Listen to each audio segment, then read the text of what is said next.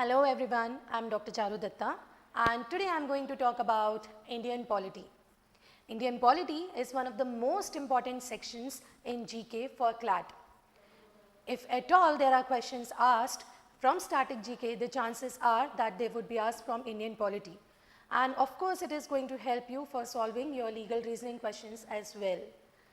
In this video, I will be covering topics like making of Indian Constitution, features of Indian Constitution, and some of the important committees that were established at the time when the Constitution of India was being framed. Okay? So, the first topic which I am going to take is the background of the Constituent Assembly, or I can say the making of Indian Constitution. How was the Constitution of India drafted? Now, you all know when India got independence on 15th of August 1947, there were basically two parts in India. The first part was called as the British India and the second part was called as Indian India. Now, the British India was a part of India which was directly under the command and control of British appointed governors. You can say governors were some British appointed authorities which controlled certain territories in India. And similarly, there was another region in India which was under the rule of the native rulers, the local Indian rulers, and they were called as the princely states. So again, there were two parts in India. The first part was called as a British India, which was under the command of British appointed governors. And then we had the second part which was called as a princely state. So altogether, this British India and the princely state, there were around more than 600 small provinces. Now just imagine, there were small territories, small provinces, almost 600 in number. So at the time when India became independent, that is on 15th of August 1947, it was a big challenge in front of our constitution makers how to administer such huge number of territories.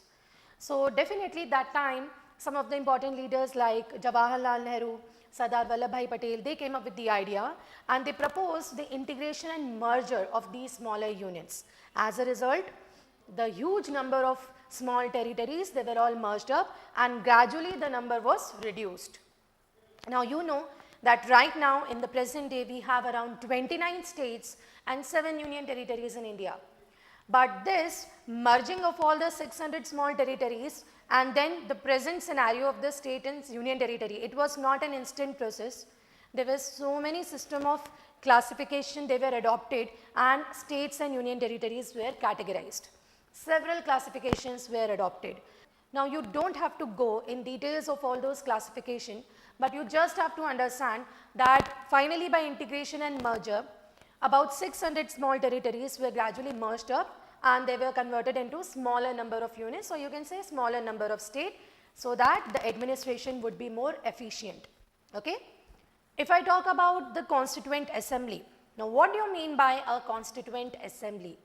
Constituent Assembly is a body that was given a task to frame the future Constitution of India. So how was this idea of Constituent Assembly enforced?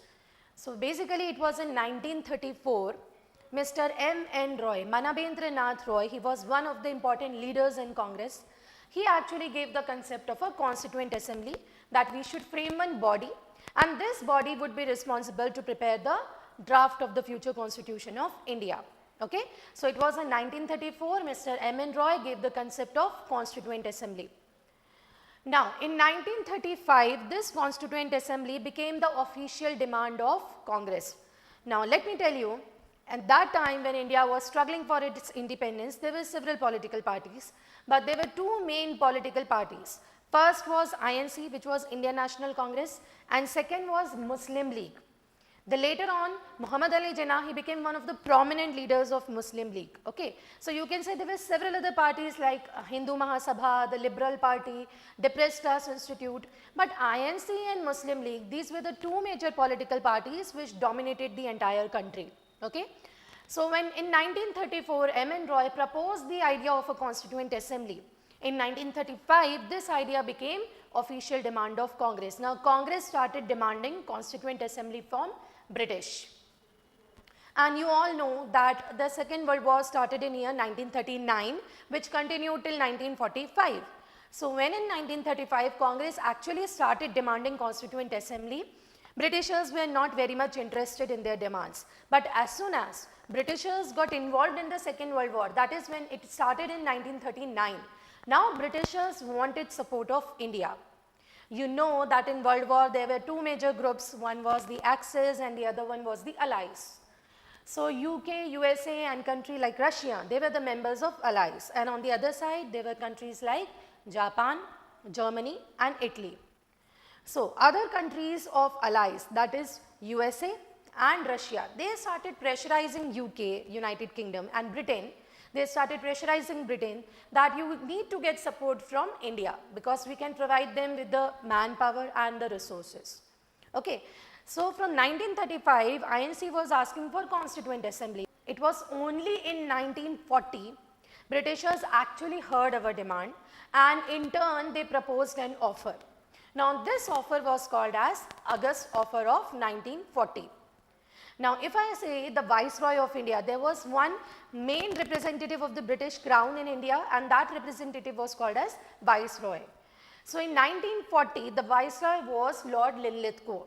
So Lord Linlithgow proposed an August offer and they said, right now we are not going to establish a Constituent Assembly, but we promise as soon as we come out of the Second World War, after the Second World War is over, we would establish a Constituent Assembly for India and that is going to make the draft of future Constitution of India.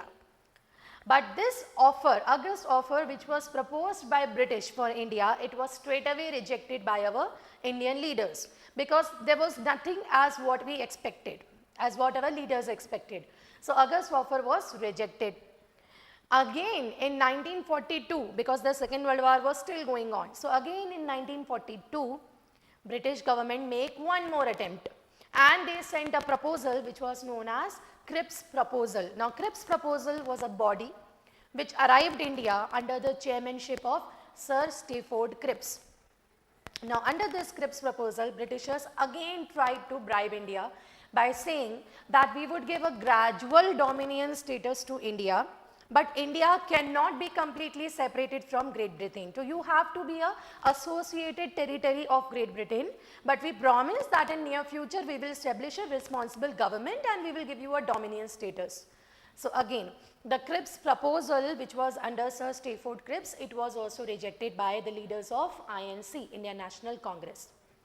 Now finally, after the rejection of August offer, after the rejection of Cripps Proposal, now third body which arrived in India was Cabinet Mission Plan, and the Cabinet Mission Plan arrived in year 1946.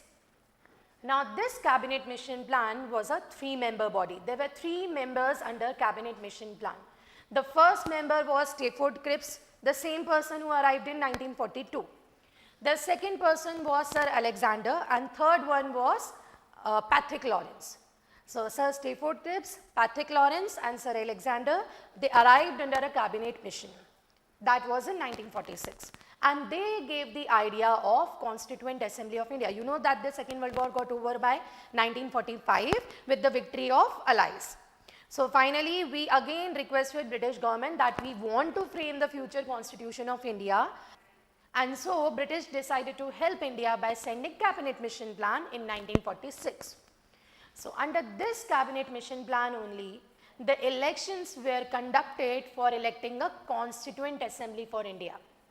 Now I have already told you, Constituent Assembly ka matlab hota hai that it would be a body that would be responsible for making a draft of the future Constitution of India. There were some representatives which have to be elected from within the country, and these representatives would then make the future Constitution of India. So this Constituent Assembly was indirectly elected body. How? The members of the Constituent Assembly were elected by the members of Provincial Assembly. Now what do you mean by province? Province का मतलब है एक state.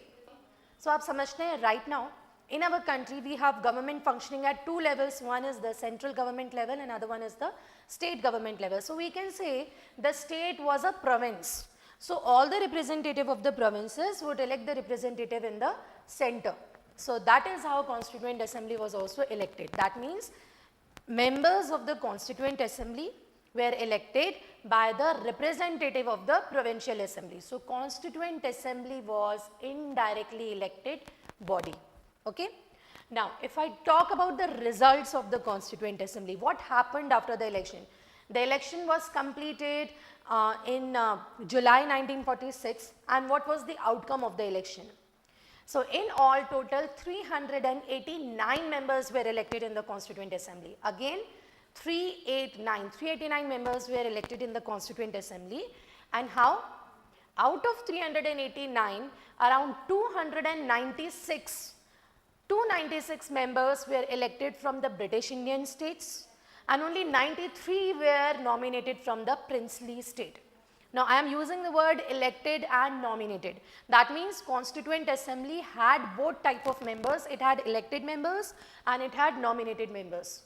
So, 296 members were elected from different territories of India, and 93 members were nominated from princely state by the head of that particular princely state. Okay? So, if I talk about which political party got majority of the votes, so out of 389 seats, INC or Indian National Congress, it got the majority of the votes. So, INC won the election with 208 seats, and then the second largest party was Muslim League, and they secured 73 seats. So, INC with 208 seats and Muslim League with 73 seats. So, one more thing about Muslim League was not happy with the concept of Constituent Assembly. They wanted a separate Constituent Assembly for Muslims from India. And from 1940 itself, one of the major leader of Muslim League, as I have told you, he was Muhammad Ali Jinnah. So, he wanted a separate nation altogether for Muslims from India. तो मोहम्मद अली जिन्ना चाहते थे कि India के जितने भी Muslims हैं उनके लिए एक अलग देश बने और उनकी कॉन्स्टिट्यूएंट असेंबली भी अलग हो. लेकिन जब कैबिनेट मिशन प्लान इंडिया में आया था तो they straight away rejected the demand for a separate country. Cabinet mission plan ने कहा था कि पार्टीशन तो नहीं होगा, इंडिया और पाकिस्तान दो अलग कंट्रीज नहीं बनेंगे. So they would conduct election only for one constituent assembly. और जब इलेक्शन रिजल्ट्स आउट हुए, सो क्योंकि कांग्रेस को मिले 208 और मुस्लिम लीग को मिले 73 सीट, तो as expected Muslim League was not happy with the election results and they decided to boycott the constituent assembly. Now, when Muslim League decided to boycott, it resulted in the communal riots. पूरे देश में law and order disturb हो गया. अब British के कुछ समझ में नहीं आ रहा था कि how to maintain law and order, क्या करें सिचुएशन को कंट्रोल करने के लिए, क्या स्टेप्स लेना चाहिए. So that was the time when British decided to call the last official viceroy to India. You can say he was the last governor general to India, जिनका नाम था लॉर्ड माउंटबेटन.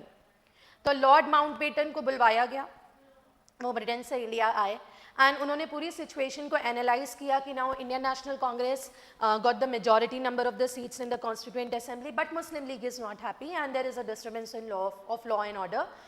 तब जाकर लॉर्ड माउंटबेटन ने एक proposal दिया and his proposal was called as 3rd June plan, or you can say Lord Mountbatten plan. So, as per the 3rd June plan, Lord Mountbatten proposed that there is no solution that INC and Muslim League could work together under one constituent assembly.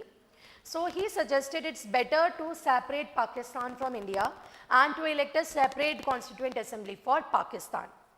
So, that is why under 3rd June plan of Lord Mountbatten, India and Pakistan were separated and the partition of the two countries was executed. अब सवाल ये था कि partition execute कैसे होगा, किस तरह से स्टेट्स को, किस तरह से दोनों डोमिनियंस को, दोनों कंट्रीज को डिवाइड किया जाएगा. सो कंसेप्ट ये था कि भाई इंडिया में जो प्रोविंसेस हैं which have the majority of the Muslim population, जहाँ पे मुस्लिम पॉपुलेशन ज़्यादा है, that area must be kept under the territory और must be kept under the dominion of the Pakistan. So all together there were some areas like Sindh, Baluchistan, Khairpur, Bawalpur, Northwest Frontier Province, then there was Sylhet district of Assam, and of course Punjab. Punjab was partitioned, the western part of the Punjab was given to Pakistan, the eastern Punjab was left with India, and similarly Bengal. Bengal was partitioned, East Bengal, which you know that later on became Bangladesh, and West Bengal, it was left with India. So part of Punjab and Bengal, they were also given to the Pakistan. Okay. So now the thing is, out of 389 members, okay, which were elected from all the territories in India, the 389 members of the Constituent Assembly of India and some of the members out of that 389 were now shifted in the territory which is now in Pakistan. So the main agenda was that those members which represented the areas from India which are now in Pakistan would be the part of Constituent Assembly of Pakistan, and only the remaining members would be left in the Constituent Assembly of India. So after the partition was executed, after 3rd June plan was executed, out of 389, only 299 members were left with India, and rest of the members were shifted in the Constituent Assembly of Pakistan. So that's all about the election of the Constituent Assembly which was conducted under the Cabinet Mission Plan. Okay. Now if I talk about the Constituent Assembly, now the Constituent Assembly for India was left with 299 members. So the first meeting, the first official meeting of the Constituent Assembly of India was held on 9th December 1946. 9th December 1946, it was before the partition was executed, okay, before the two dominions of India and Pakistan were separated. Now in this first official meeting, all the members, they decided to elect one head, one representative. So Dr. Sachidanand Sinha was elected as the temporary chairman of the Constituent Assembly. Okay.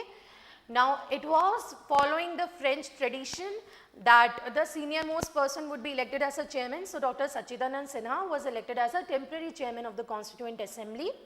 Again, on 11th December 1946, when the Constituent Assembly met for the second time, that time Dr. Rajendra Prasad was elected as a president, followed by H.C. Mukherjee, Harendra Kumar Mukherjee, who was elected as a vice president.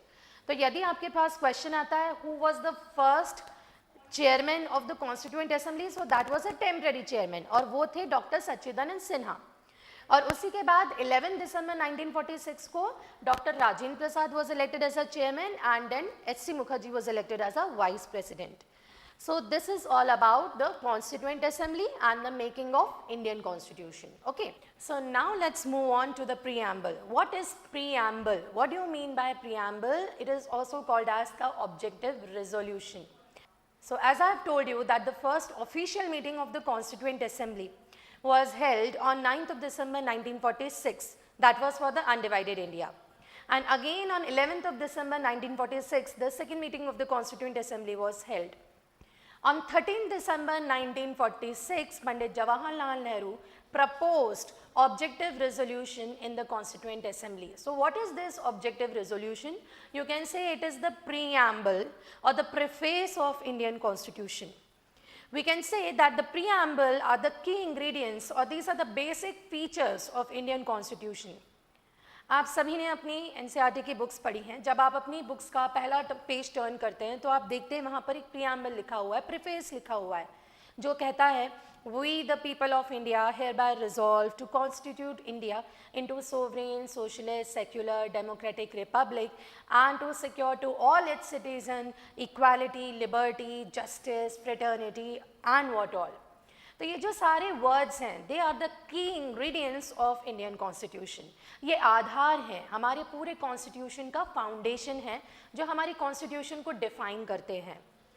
सो 13 दिसंबर 1946 को पंडित जवाहरलाल नेहरू ने constituent assembly में objective resolution को propose किया, that is preamble को propose किया. And the entire constituent assembly unanimously approved this preamble. They unanimously adopted this preamble. और इसको adopt करने के लिए the complete constituent assembly, as I've told you, there were 299 members left in the Constituent Assembly of India, so they adopted the objective resolution by signing the objective resolution, and it was signed on 22nd January 1947. तो यहाँ पर दो बहुत important dates हैं जो आपको याद रखना है. पहला डेट है the date of proposal of the objective resolution. So Pandit Jawaharlal Nehru ने 13 दिसंबर 1946 को ऑब्जेक्टिव रेजोल्यूशन प्रपोज किया था. And the second important date is date of adoption. So it was signed on 22nd January 1947. तो ये दोनों डेट्स आपको याद रखना है, date of adoption and date of signature, the date of enforcement of the objective resolution. Okay, now let me start the next important topic of Indian Constitution, Indian polity, that is the features of Indian Constitution. Features of Indian Constitution is one of the most important topic that is going to help you to study all the future topics in Indian polity. ऐसा क्यों? क्योंकि इसमें हम वो सारे important terminologies को पढ़ने वाले हैं, समझने वाले हैं, जिसके ऊपर आगे के सारे chapters हमारे based हैं. So I would advise you all to follow this topic properly and very carefully. और सारे important terminologies को आप समझते चलिए. Okay? So I shall start the topic with the first major feature of Indian Constitution. And that is, Indian Constitution is the lengthiest written constitution in the world. मैंने कहा यहाँ दो important points हैं. It is the lengthiest and as well as it is the written constitution in the world. मैंने written क्यों बोला? Indian Constitution एक written format में एक book में mention किया गया. We have a book which is called as the Constitution of India, and all the guidelines, all the laws, all the rules, they are mentioned under that book. Okay?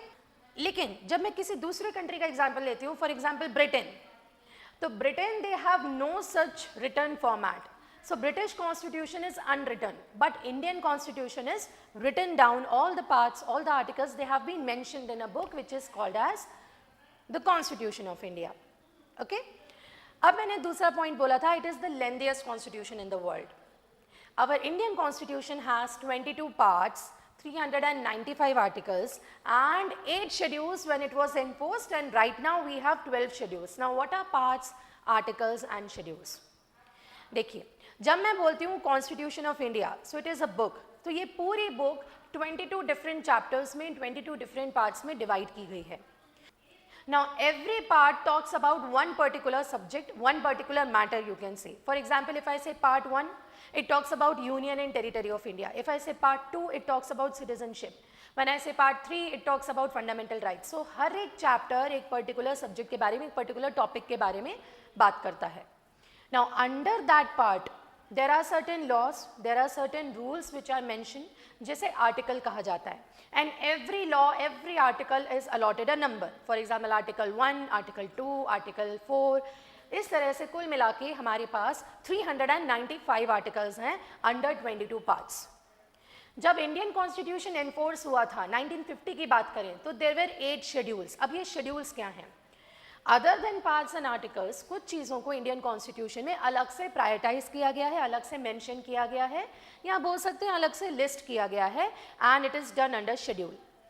सो जैसे जैसे वक्त आगे बढ़ता गया, the number of schedules were increased. पहले हमारे पास 8 schedule थे, आज हमारे पास 12 शेड्यूल्स हैं. ठीक है, अब मैं आपको फिर से बताती हूँ, इंडियन कॉन्स्टिट्यूशन में 22 पार्ट्स हैं, उन पार्ट्स के अंदर 395 आर्टिकल्स हैं. पहले 8 शेड्यूल्स थे, लेकिन अब 12 शेड्यूल्स हैं. सो अगर आपको ये क्वेश्चन आता है कि how many parts are there in Indian constitution, you will mark 22. If the question is how many articles are there in Indian Constitution, you are again going to mark 395 articles. But the question has to specify how many schedules were there in Indian Constitution when it was enforced, then the answer would be 8. And if the question is how many schedules exist now in Indian Constitution, the answer would be 12. आपके मन में ये query आएगी कि ma'am यदि number of schedules increase हुए हैं, so number of parts and number of articles इनमें भी इंक्रीज हुआ होगा. Yes. So now number of parts are also increased and number of articles are also increased. So right now we have 25 parts and around 449 articles. लेकिन जो भी नया part add हुआ है, it is added as a sub part in the already existing part. So number of parts remains same, क्योंकि जो भी नया addition हुआ है वो उसमें एक sub part की तरह, sub clause की तरह add हुआ है. So number of parts, in spite of being logically it is 25, but still you have to mark that it is 22. Similarly, articles में भी यही फंडा अप्लाई होगा कि number of articles are now increase to 449. But जो भी addition हुआ है आर्टिकल्स में, जो भी सब आर्टिकल्स ऐड हुए हैं, they are added under the existing articles. So even though the number of parts now are 25, you are still going to mark 22. And even though the number of articles now are 449, but you are still going to mark 395 articles under Indian Constitution and 12 schedules. So abhi ki baat karein present scenario, so we have 22 parts, 395 articles and 12 schedules in Indian Constitution. So ये पहला feature हमारा complete होता है, which explains it is the lengthiest written constitution in the world.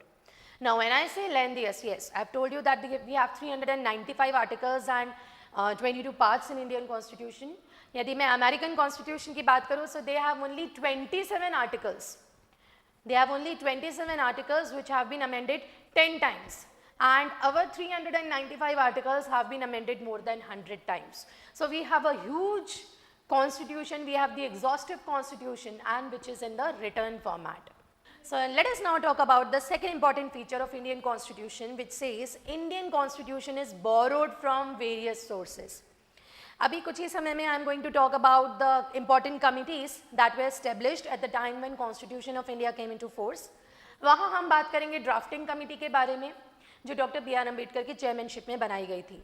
So this B R Ambedkar drafting committee, they studied constitution of different countries and then they proposed Constitution of India. So that is why it is said that our constitution is borrowed from various sources. So हमें पढ़ना है कि किस country से हमने कौन सा feature बोरो किया है. So we are going to study the source, the country and the feature which we have borrowed from that source. ठीक है. तो पहला कंट्री है Britain, that is UK. So what features have we borrowed from Britain? The first feature that we borrowed from UK, United Kingdom or Britain, was the concept of parliamentary form of government. What is parliamentary form of government? You know that in Lok Sabha, whichever party gets the majority, whichever political party gets the majority number of the votes will form the government of India. यदि मैं अभी के scenario की बात करूं, so BJP in Lok Sabha is in majority, so we have the BJP government at the center. Now that particular political party which get majority number of votes in Lok Sabha will elect one candidate as a PM. So Narendra Modi ji is the PM from BJP in Lok Sabha. So that PM, out of the other elected members from that political party, would appoint those members to hold the charge of different ministries.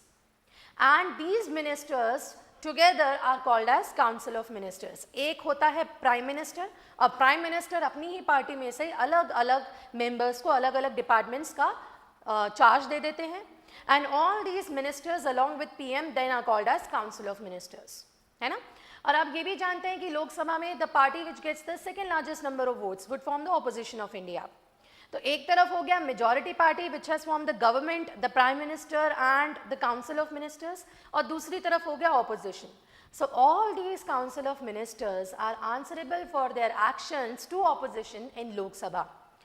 All the council of ministers are collectively answerable, वो अपने actions के लिए responsible हैं. क्यों? क्योंकि हम democracy का concept follow करते हैं. हमारे देश में opposition keeps a check on the functioning of the government. ठीक है.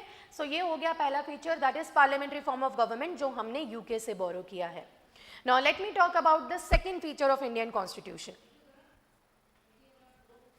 The second feature of Indian Constitution is writs. Writs are the directions and orders which are issued by upper court to a lower court. कोई भी superior court किसी भी lower court को कुछ directions या orders issue करता है. Not necessarily court, अगर किसी public authority को, किसी tribunal को, किसी magistrate को, किसी commission को भी अगर court कोई order issue करता है, that order is called as a writs. So there are 5 different types of writs जो आने वाले chapters में हम बात करेंगे. And this concept of writ is borrowed from the Constitution of UK. Third feature जो हमने यूके से बोरो किया है वो है parliamentary privileges. Now what do you mean by parliamentary privileges? So all the MPs, all the members of parliament, they enjoy some privileges during their official capacity. किस तरह के privileges? That during the session of the house, before and after 40 days of the session of house, they can not be inquired in the court of law. उनमें किसी तरह की proceedings नहीं हो सकती. They cannot be called as a witness by the court of law at the time when session is in the house. तो इस तरह के कुछ privileges member of parliament enjoy करते हैं और ये कंसेप्ट भी हमने ब्रिटेन से बोरो किया है. The next feature which we borrowed from UK is single citizenship. Single citizenship. Now what do you mean by single citizenship? Any Indian, वो इंडिया के किसी भी स्टेट में फ्री है जाने के लिए और वो कहीं भी जाए वो कहलाएगा केवल इंडियन. या मैं गुजरात जाऊँ, मैं कर्नाटका जाऊँ, पंजाब जाऊँ, but anyhow I am going to be called as Indian citizen only. That means we do not have a state citizenship, but we have only one citizenship which is our nationality and that is Indian. दुनिया में कुछ exceptions हैं. There are some countries which have the concept of double citizenship. For example America की बात करें, so they have a state citizenship and then they have a nationality. They have a the central citizenship. So they have the concept of double citizenship. Here state ka citizenship and national citizenship is not a concept in India. We have only single citizenship. No matter in which state we reside, we are going to be called as Indian nationals only. तो ये single citizenship भी हमने Britain से ही बोरो किया है. अगला feature rule of law. Rule of law का मतलब क्या? That law is above everything. Law is same for each and every citizen of India in spite of their gender, caste, religion, place of birth. Law is same for almost every citizen of India. तो ये जो rule of law का feature है ये भी हमने Britain से borrow किया है. ओके, अब सेकेंड कंट्री की तरफ बढ़ते हैं. The second country from which we have borrowed some features that is USA, America. America से हमने बोरो किया है fundamental rights. What are fundamental rights? Fundamental rights कुछ basic rights हैं which are guaranteed to all the citizens of India by Constitution of India. Okay? So ये कुछ fundamental कुछ basic rights हैं जो हमारा Constitution हमें guarantee करता है to protect us from the dictatorship of the government so that in future there can be no authoritarian rule of the government in India. हम हर हालात में प्रोटेक्टेड हैं.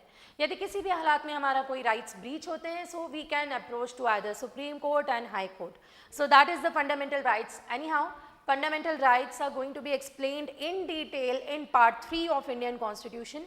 तो हम अगले वीडियो में फंडामेंटल राइट्स के बारे में बात करेंगे, आगे बात करेंगे. That would come under part 3.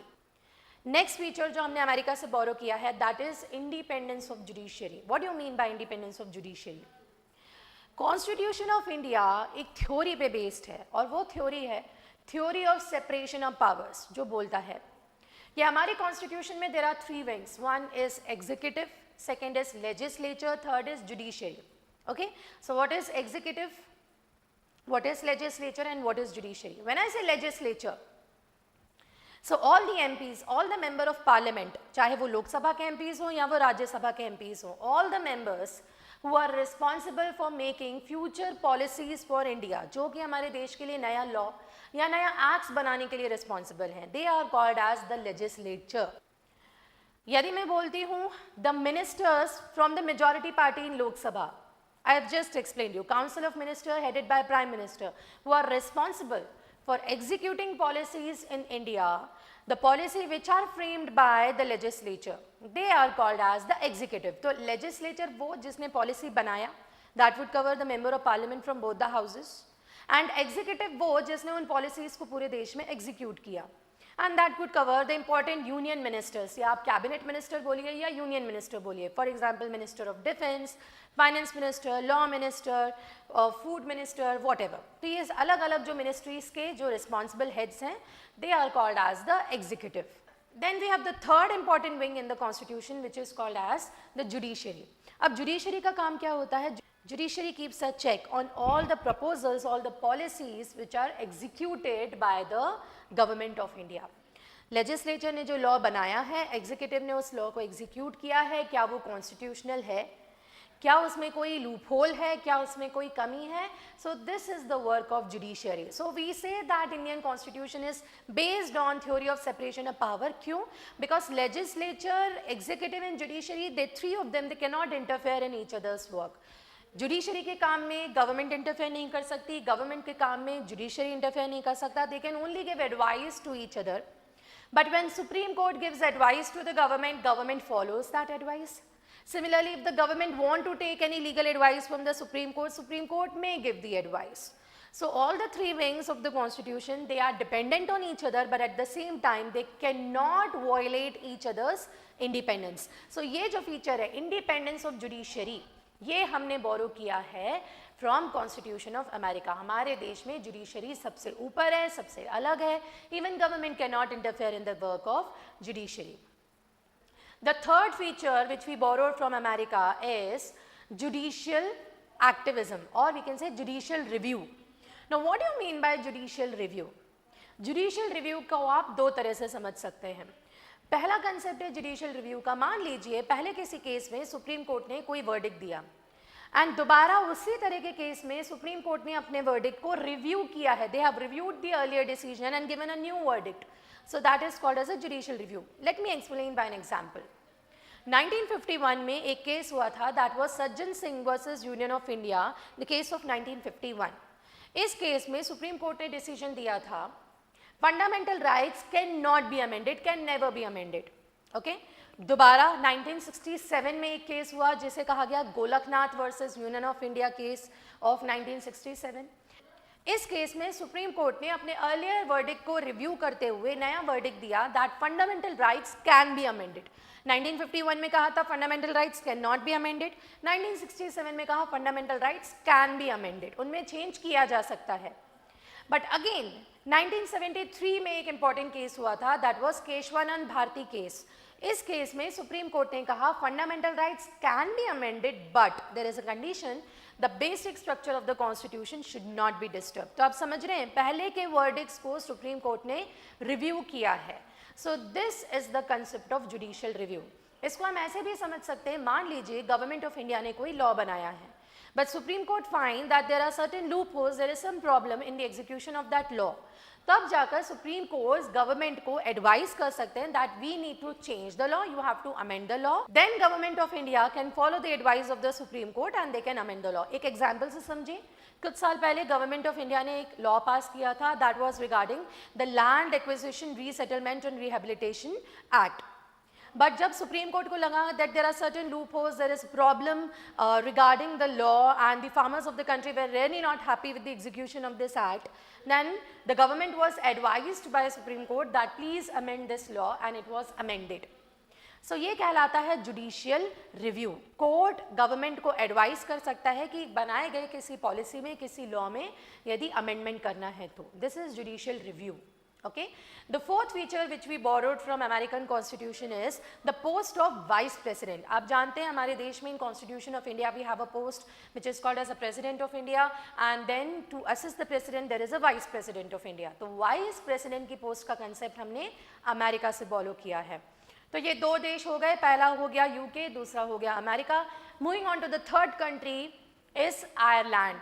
Ireland से हमने बोरो किया है directive principles of state policy, DPSP. But Ireland was not the first country to give the concept of DPSP, Directive Principle of State Policy. In fact, Ireland borrowed the concept from Spain, but we, India, borrowed the concept from Ireland. That is DPSP. Okay? तो directive principles क्या होते हैं ये भी part 4 में detail में mention किए गए हैं, and we are going to study directive principles in part 4. पर अभी के लिए मैं सिर्फ इतना समझा दूं, डायरेक्टिव प्रिंसिपल्स कुछ ऑर्डर्स होते हैं, कुछ गाइडलाइंस होती है जो सेंट्रल गवर्नमेंट इशू करती है स्टेट को, and every state government should follow those guidelines for easy and smooth administration in that particular state. आप बोल सकते हैं एक तरह से एडवाइस होती है जो सेंटर हर एक स्टेट को देती है ताकि स्टेट स्मूथली फंक्शन कर सके. And this concept of directive principle was also adopted from Ireland. Okay, चौथा country, the fourth country is Canada. Canada से हमने कौन से फीचर्स बोरो किए हैं? पहला feature that the appointment of the governor would be done by the centre. अब ये गवर्नर क्या होता है आप जानते हैं. Governor is a representative of the central government in almost every state. हर एक स्टेट का एक गवर्नर होता है.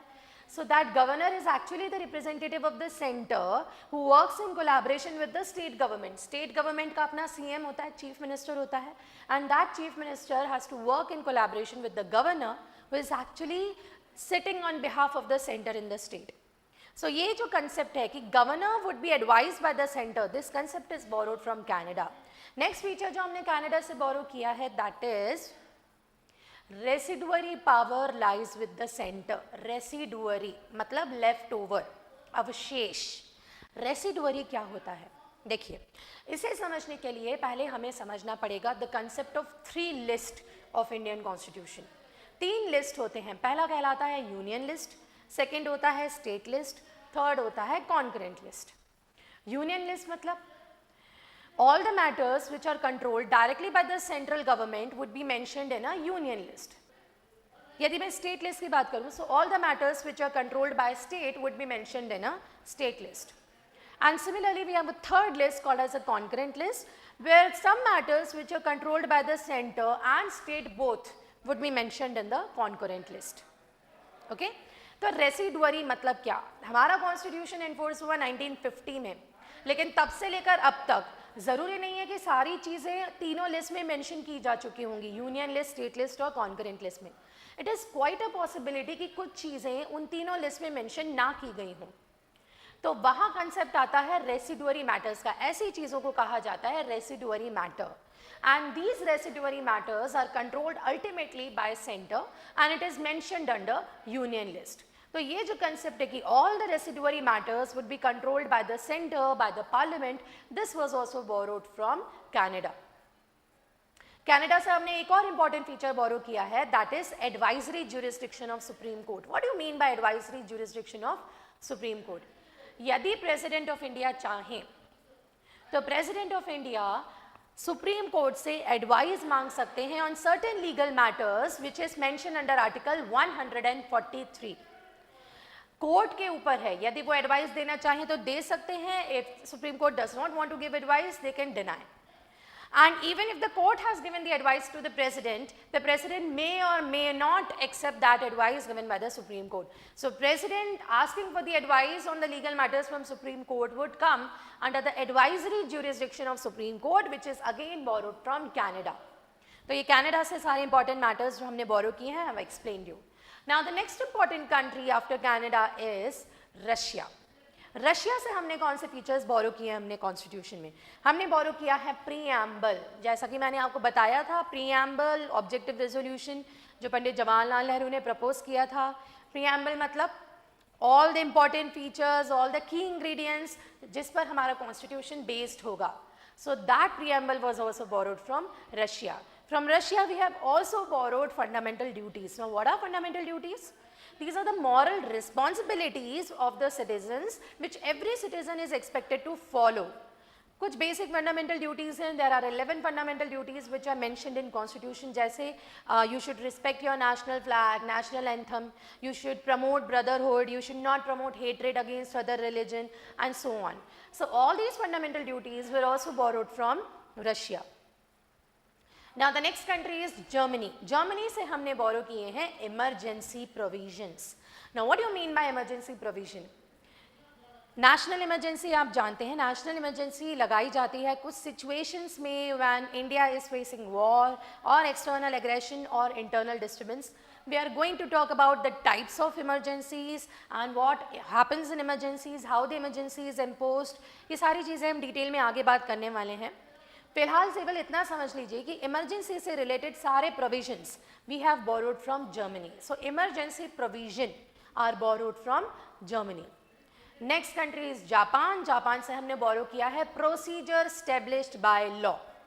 Procedure established by law, which means that every single thing in our constitution has a procedure. For example, if I say appointment of the president, election of the president, there is a proper procedure for that. यदि मैं बोलती हूँ president को निकालने का तरीका, impeachment of the president, there is a proper procedure for that. When I say removal of the judges of Supreme Court and High Court from their office, there is a procedure for removal for that. So all the procedures are established by law and this concept is borrowed from Japan. The next country is Australia. Australia से हमने बोरो किया है concurrent list. मैंने आपको बताया concurrent list एक ऐसा list है जिसमें उन मैटर्स को मेंशन किया गया है which are controlled by the centre as well as by the state. Such matters are mentioned under concurrent list and which is borrowed from Australia. We have also borrowed one more concept from Australia, that is freedom of trade, commerce and interstate trade. Okay, so this is also borrowed from Australia. Then at last we have South Africa, and from South Africa we have borrowed the procedure for the amendment of the constitution. जो भी laws हमारे constitution में बनाए गए हैं या any law which is framed by the government of India, any policy which is framed by the government of India, if it requires amendment. So how the amendment has to be done, which is mentioned under article 368 of the constitution, this procedure for amendment is borrowed from the country of South Africa. Okay, तो ये हो गया हमारा second important feature of Indian Constitution, which explain that Indian Constitution is borrowed from different sources. So now let's discuss the next important feature of Indian Constitution, and that is democracy. You know that we have the concept of democracy in our constitution, where the government of India is of the people, for the people and by the people. It simply means that people of India have right to elect their representatives, and if they are not happy with the work of elected representatives, they can elect new representative in the next election. And you must be aware that we have the one more option available now, that is the nota, none of the above.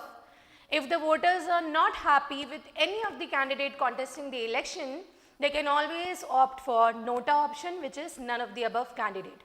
So democracy simply means that the government is elected by the people of India.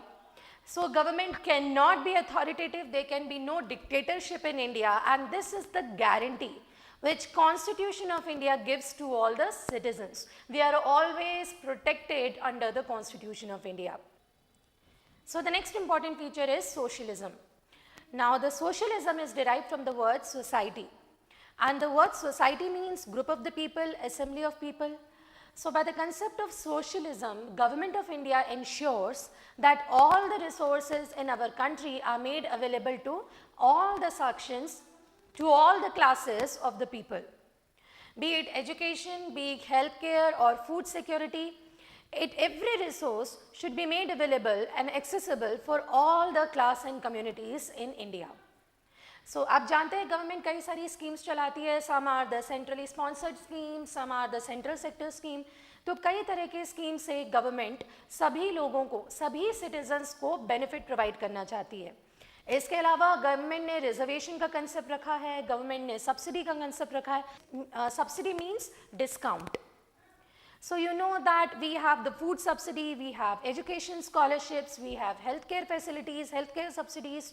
So by all the resources, government simply means that each and every resource is to be available for all the communities and all the sections in the society. आपने सुना है below poverty line, BPL. Now what do you mean by BPL? Government ने rural area के लिए और urban area के लिए अलग अलग थ्रेशोल्ड लेवल सेट करके रखे हैं. फॉर एग्जाम्पल अगर मैं रूरल एरिया की बात करूं तो गवर्नमेंट ने एक थ्रेशोल्ड इनकम डिसाइड किया हुआ है, and any person who is earning below that threshold income would come under the BPL category. Similarly urban area में anyone who is below that threshold level would come under the below poverty line category. And then government ने below poverty line के लिए कई तरह के schemes, कई तरह के सब्सिडी प्रोवाइड किए हुए हैं. In fact they have the reservation. You know that we have the concept of reservation for socially and educationally backward sections in India. Okay, so again socialism का मतलब होता है गवर्नमेंट ऑफ इंडिया सभी लोगों को, सभी क्लास एंड कम्युनिटी के लोगों को सभी रिसोर्सेज बराबरी से प्रोवाइड कराना चाहती है. And that is one of the basic ideology of Indian Constitution. So you can say the concept of socialism is based on Gandhian ideology, because Gandhi ji का कहना था कि real development of India lies with the development of people in villages, lies with the development of poor. So socialism fulfilled that criteria. Moving on to the next important feature of Indian Constitution, which is secularism. What do you mean by secular? Secular का मतलब होता है Government of India do not follow any one particular religion. We don't have any state religion for India. In fact, our government, our constitution respects each and every religion equally. आप जानते हैं हमारे देश में Hinduism is in majority, and apart from Hindus, there are several other religions, several other class and communities which are living together. We have 6 national minorities in India, that is Muslim, Christianity, Sikhism, Jainism, Buddhist and Zoroastrians, which is Parsi. So in spite of a country having largest number of Hindu population, we do not claim that we are a Hindu country, but we say that we respect all the religions equally, and we have 6 national minorities in our country. Apart from national minorities, we also have the concept of regional minority. Minority से आप समझते हैं अल्पसंख्यक, जिनकी population comparatively less है. So minority can be on the basis of language, it can be on the basis of caste, subclass, categories, it can be on the basis of language, culture, traditions, anything. यदि मैं बोलूँ Gujarati speaking population is in majority in Gujarat, it may be in minority in Kerala. Similarly, Punjabi speaking population is in majority in Punjab, it may be in minority in Jammu and Kashmir. So India is a country where the people of different cultural diversity, they live together, and that is the concept of secularism. Our constitution respects each and every religion equally and do not safeguard one particular state religion. Okay, moving on to the next important feature, we have the concept of parliamentary form of government. What is parliamentary form of government? I have already explained you this concept when we discussed the features borrowed from other countries, and we have borrowed the parliamentary form of government from UK, that is Britain. It simply means all the elected members who belong from the majority party which forms government in Lok Sabha. I have already told you whichever political party is voted in majority in Lok Sabha would form the government of India. And that majority party would elect one candidate who would become the Prime Minister. Then Prime Minister out of other elected members nominate and appoint these ministers, these members to hold the charge of different ministries, and they are called as Union Cabinet Ministers or simply Union Ministers. We have Law Minister, Defense Minister, Petroleum Natural Gas Minister, etc. So all these ministers, which are the members of Lok Sabha headed by Prime Minister, they are answerable collectively for their actions in Lok Sabha. Because there is opposition, the party having the second largest majority in the Lok Sabha, opposition का काम होता है कि government की policies को cross check करना, वो monitor करती है गवर्नमेंट के काम को. इसलिए सारे काउंसिल ऑफ मिनिस्टर्स जो अलग अलग डिपार्टमेंट्स के अलग अलग मिनिस्ट्रीज के हेड हैं, and all these ministers which are headed by PM, they all are answerable for their actions in Lok Sabha. If one single minister commits something wrong, then पूरा का पूरा council dissolve हो जाता है and the government would fall. That is the concept of parliamentary form of government. Moving on to the next feature, we have the concept of Republic of India. आप सभी में से जिनके पास इंडियन पासपोर्ट है आपने देखा होगा it's mention Republic of India. So what is Republic of India? Republic of India समझने से पहले हमें दो बेसिक टर्म्स समझने हैं. We have two types of heads in India. We have two different types of leaders in India. पहला which is called as the head of the state and दूसरा which is called as the head of the government. यदि मैं बोलती हूँ head of the state, state का मतलब it is not just one state of India but it is the head of union of all the states. You know we have 29 states and union territories, 7 union territories. So when I say head of the state, that means president. President is the head of Union of India. But at the same time, president is also not the real head, but the president is the nominal head. President is just a tutelar head because हमारा constitution ऐसा है कि president always work on the advice of the prime minister. So that is why when I say head of the state or the nominal head or the tutelar head, it is the president. But when I say the head of the government, again, the real head of India, that would be the Prime Minister because all the major decisive policies, all the major actions are taken by the Prime Minister. So real power is in the hands of Prime Minister and the nominal head is the President. अब बात करते हैं Republic के बारे में. Republic का मतलब होता है when a head of the state is directly or indirectly elected by the people of that country follows the concept of Republic. तो जैसा कि हमारे देश में है President, we the people of India do not contest in the election of the president directly, we do not elect the president directly, but हम अपने अपने states के representative को चुनते हैं और वो state के representative जाकर president of India को elect करते हैं. Of course, we elect the representative of the states and those elected representatives would elect the member of parliament, Lok Sabha, Rajya Sabha के members, and then these members would elect the president of India. So that is president of India indirectly elect किए जा रहे हैं by the people of India. So we can say India is a country that follows the concept of republic. And the concept of republic, I have already explained you. We borrowed from which country? You are right. We borrowed from France. Yes. Moving on to the next important feature of Indian Constitution is integrated judiciary. अभी मैंने आपको बताया हमारे constitution में तीन important wings हैं, legislature, executive and the third one is judiciary. Judiciary का काम होता है लेजिस्लेचर पे और एग्जीक्यूटिव्स की मॉनिटरिंग करना एंड टू चेक कि गवर्नमेंट ने जितने लॉज बनाए हैं, जितनी पॉलिसीज बनाई हैं, या उनमें कोई लूप होल है, क्या वो कॉन्स्टिट्यूशनल है, कहीं उनमें कोई गलती तो नहीं है. That is the work of judiciary. अब इंटीग्रेटेड जुडिशरी का मतलब क्या है? You all know we have one apex court in country, that is Supreme Court of India. Under that Supreme Court, we have 24 high courts in India. Because some high courts, they also have jurisdiction over the nearby state and nearby union territory. कुछ high courts का jurisdiction एक से ज़्यादा state के ऊपर या nearby union territory के ऊपर भी है. Example, यदि मैं बोलूँ High Court of Calcutta, it controls the entire state of West Bengal and also union territory of Andaman and Nicobar island. When I say High Court of Kochi, so it has jurisdiction over Kerala along with the jurisdiction on Lakshadweep, which is the union territory. So that's how we have 24 high courts. So apex court, supreme court, below it we have high courts, and under high courts in a particular state we would have a district court at the district level. अब civil matters के लिए civil court होता है, criminal matters के लिए session court होता है, then we have metropolitan courts in the metropolitan areas and lower courts as well, panchayat अदालत, न्याय अदालत etcetera. But all the courts, they are interlinked, they follow a proper hierarchy. We can always move on from a lower court to upper court. कैसे? For example, a person filed a case in high court. High court ने verdict दिया, but the person was not happy with the decision of high court. So person can always reappeal in a Supreme Court. या ऐसा भी बोल सकते हैं upper court में always transfer a case from a lower court in their own hands.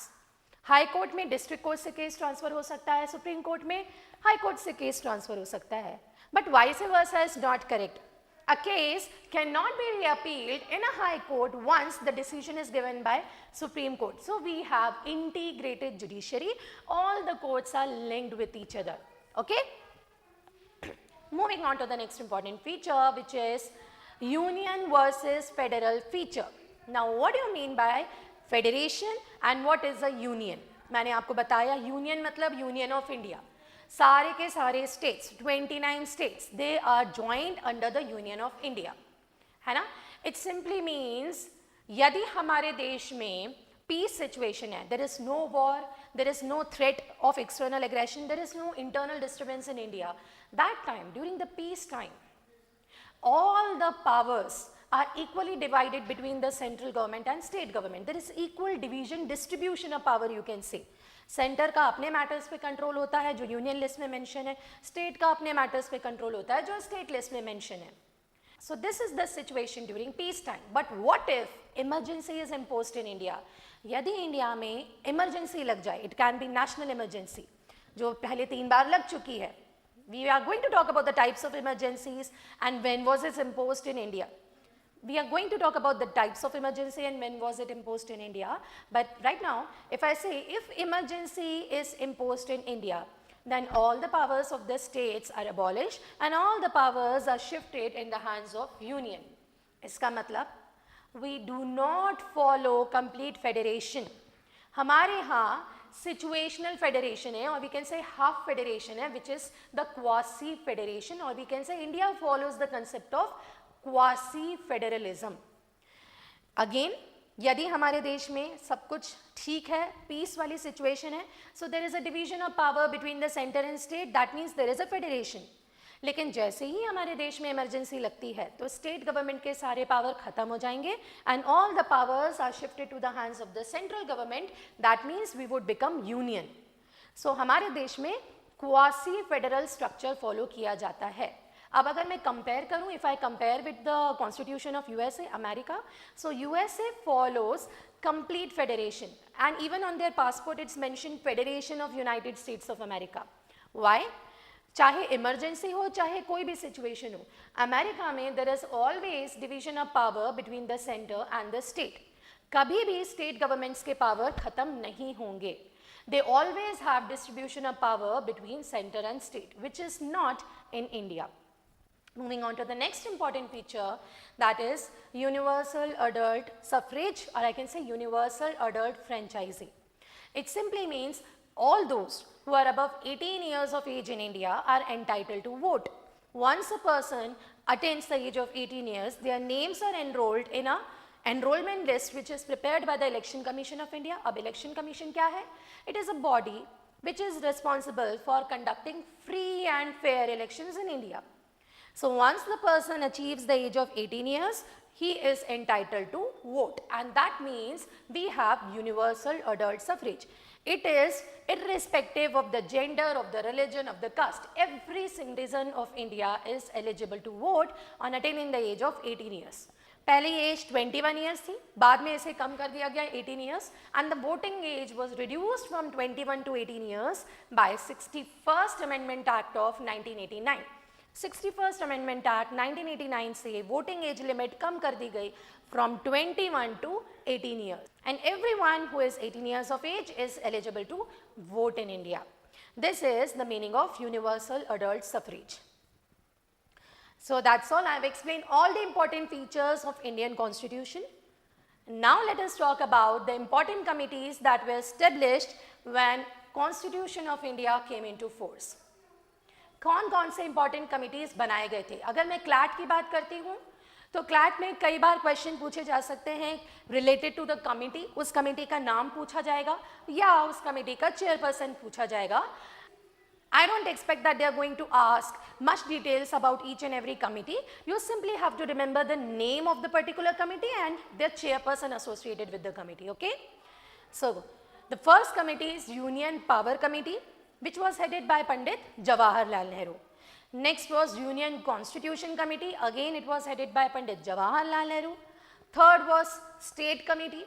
This was the committee which was meant for negotiating with the state government. It was again headed by Pandit Jawaharlal Nehru. So, Union Power Committee, Union Constitution Committee and States Committee, three of them were headed by Pandit Jawaharlal Nehru.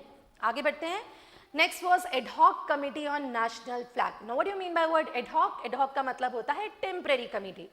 The committee which was meant to perform a particular task, and once the work is done, that's it. The committee would be abolished. So, this committee was meant to establish the national flag of India, and it was headed by Dr. Rajendra Prasad. Next was the Steering Committee. Again, it was headed by Dr. Rajendra Prasad. Then Finance and Staff Committee, headed by Dr. Rajendra Prasad, and Committee on Rules of Procedure was also headed by Dr. Rajendra Prasad. Now we have Provincial Constitution Committee. Provincial means related to state. The State Constitutional Committee, which was headed by Sardar Vallabhbhai Patel. Then we have Advisory Committee on Minorities, Fundamental Rights, Tribal and Excluded Areas, which was headed by Sardar Vallabhbhai Patel. और इस Advisory Committee के under में दो सब committees थी. One was Fundamental Rights Subcommittee, which was headed by J.B. Kriplani, and second was Minority Subcommittee, which was headed by H.C. Mukherjee, Harendra Kumar Mukherjee. Moving on to the next committee, then there was Committee on the Functions of Constituent Assembly. It was headed by the first Speaker of Lok Sabha, G.V. Mavlankar. Then we had Order of Business Committee, which was headed by K.M. Munshi. The next was House Committee, which was headed by B. Pattabi Sitaramayya. The next important committee was Credential Committee, which was headed by Alladi Krishnaswamy Iyer. But out of all these committees, the most important committee was a Drafting Committee, and the Drafting Committee was headed by B.R. Ambedkar, Baba Bhimrao Ambedkar. Okay, so this Drafting Committee, you know that we got independence on 15th August 1947. और 29th अगस्त 1947 को drafting committee establish की गई थी under doctor B R Ambedkar. Drafting committee was a 7-member body. There were 7 members in drafting committee, including B R Ambedkar. The other members were Alladi Krishnaswamy Iyer, N Gopalaswamy Iyengar, T T Krishnamachari, K M Munshi, N Madhav Rao, and Syed Mohammad Sadullah. So these were the other members of drafting committee. अब इस committee का काम क्या था? This committee was entitled to prepare the draft of future constitution of India. India का future constitution कैसा होगा, इसका ब्लूप्रिंट, इसका ड्राफ्टिंग कमेटी ने तैयार किया. कैसे? ड्राफ्टिंग कमेटी ने 66 कंट्रीज के कॉन्स्टिट्यूशन को स्टडी किया. They studied almost 66 different constitution of different countries, and then जो फीचर इन्हें जिस कंट्री का अच्छा लगा उससे उन्होंने इंडियन कॉन्स्टिट्यूशन में अडॉप्ट कर लिया. I have already explain you. Features in Indian constitution are borrowed from different sources. So drafting committee, after studying the constitution of 66 different countries, adopted different features in Indian constitution. और ऐसा करने में उन्हें 2 years, 11 months and 18 days का वक्त लग गया. Yes, 2 years, 11 months and 18 days. कुछ बुक्स में 17 days है, कुछ बुक्स में 19 days है. It's one and the same thing, ज़्यादा डिफरेंस नहीं है. Okay? तो इतना टाइम लगने के बाद जो फाइनल ड्राफ्ट था कॉन्स्टिट्यूशन का, इट वाज अडॉप्टेड ऑन 26 नवंबर 1949. यहाँ ये डेट आपको याद रखना है. 26 नवंबर 1949 को अडॉप्ट किया गया था इंडियन कॉन्स्टिट्यूशन का फाइनल ड्राफ्ट. अब मैंने आपको बताया था कॉन्स्टिट्यूएंट असेंबली में पाकिस्तान का पार्टीशन हो जाने के बाद 299 मेंबर्स बचे थे out of 389. So all these 299 members, they were expected to sign the draft of this constitution. So it was signed on 24th January 1950, yes. But out of 299, only 284 members actually signed the draft. 26 November 1949 को adopt हुआ, 24th January 1950 को इसे 284 members ने sign किया. And just after 2 days, 26th January 1950 को ये draft enforce हो गया, that is the Constitution of India came into force. So this is the day, 26th January 1950, we celebrate as our Independence Day, the day when Indian Constitution came into force. और इस दिन का एक और important significance है. 26 जनवरी 1950 के ठीक 20 साल पहले, ठीक 20 years के पहले, सेम डे 26 जनवरी 1930 को इंडियन नेशनल कांग्रेस ने कंप्लीट इंडिपेंडेंस डे सेलिब्रेट किया था. उन्होंने पूर्ण स्वराज लॉन्च किया था. So that is why the day has the double significance. 26 January 1930 was the day when the Purna Swaraj was launched by Indian National Congress, and 26 January 1950 was the day when Constitution of India came into force, जो हमारा Republic Day है, गणतंत्र दिवस है.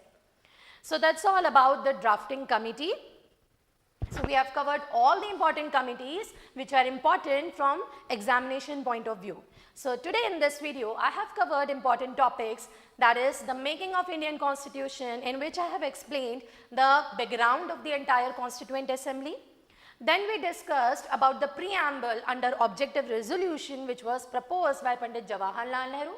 इसके बाद हमने constitution के सारे इंपॉर्टेंट फीचर्स को वन बाय वन करके डिस्कस किया है. And then last but not the least we discussed all the important committees and their chairperson which are important in CLAT, आपके एग्जाम्स में पूछे जाने के चांसेस हैं. In the next video, I am going to cover the important schedules, and also we'll start with part 1 of Indian Constitution. Thank you.